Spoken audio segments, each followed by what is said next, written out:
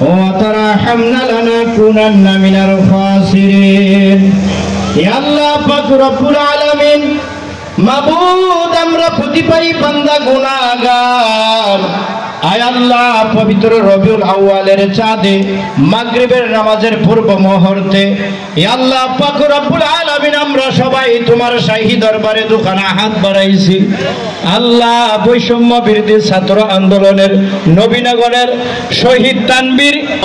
এইভাবে যারা এই দেশের জন্য আল্লাহ জীবন কুরবান করে দিলেন শহীদ হয়েলেন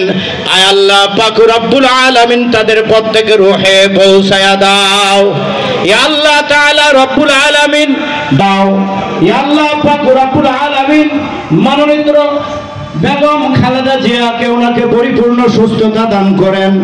আল্লাহ তাআলা ওনার সুযোগ্য সন্তান জনাব মোহাম্মদ তারেক